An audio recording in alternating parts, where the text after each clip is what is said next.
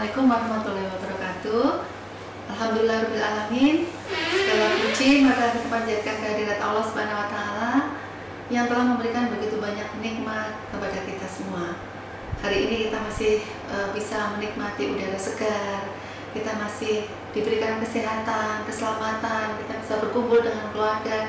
Itu adalah suatu nikmat yang luar biasa dari Allah Subhanahu wa Ta'ala.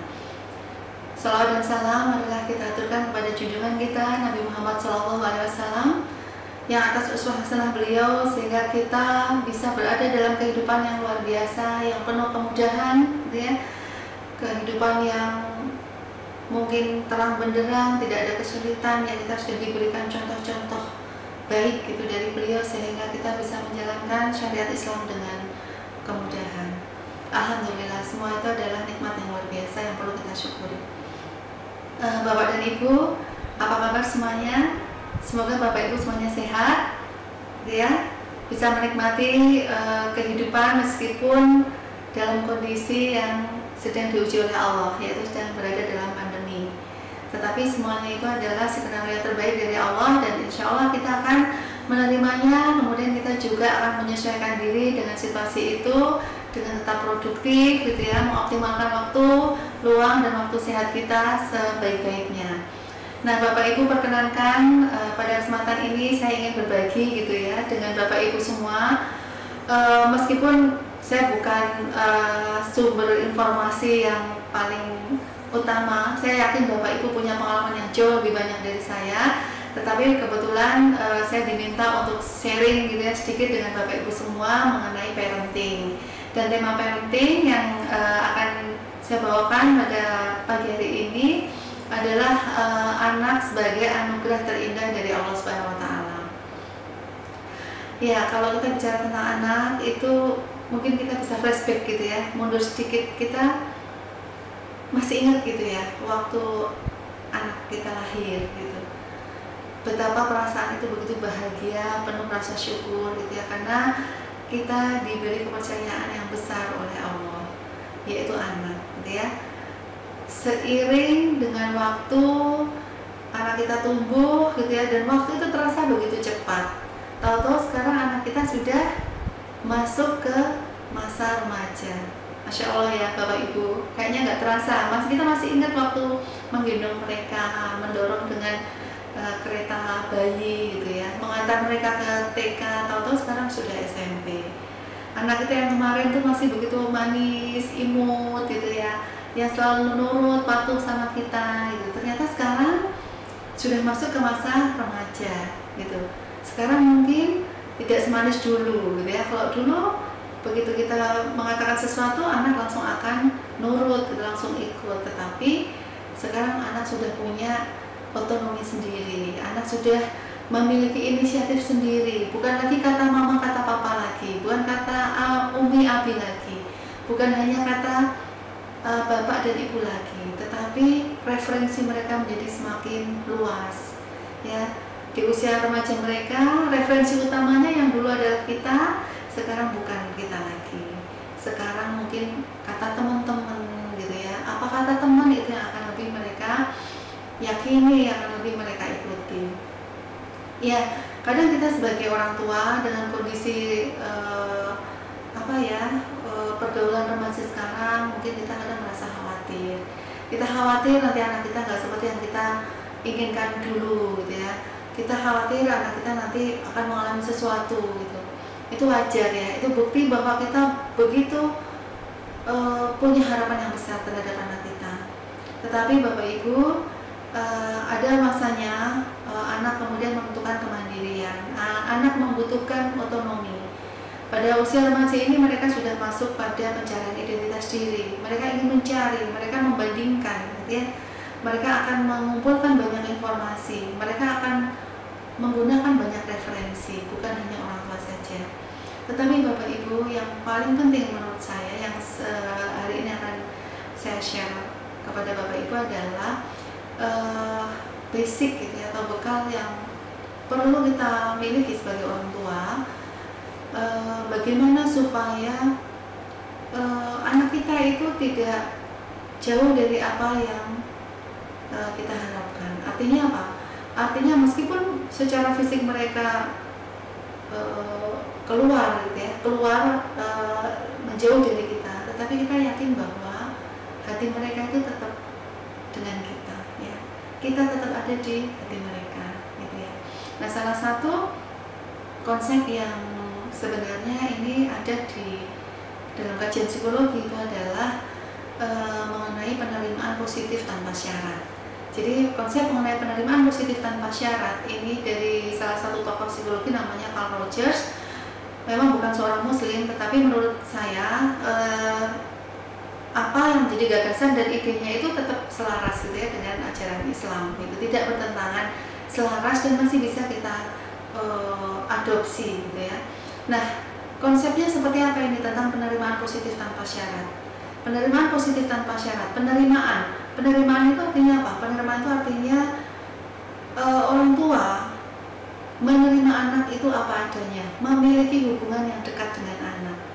Orang tua menganggap anak ini adalah penting, sosok yang penting, orang yang penting bagi kita, orang tuanya, gitu ya.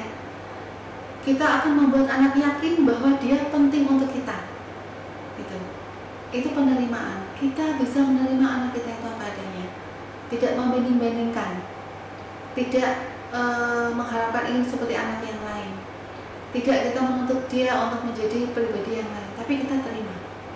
Nah, positif itu apa? Positif itu dalam penerimaan kita itu kita buktikan dengan adanya kehangatan, kepedulian, gitu ya. Kita hangat, kita peduli, kita tunjukkan bahwa kita penuh kasih sayang, gitu ya.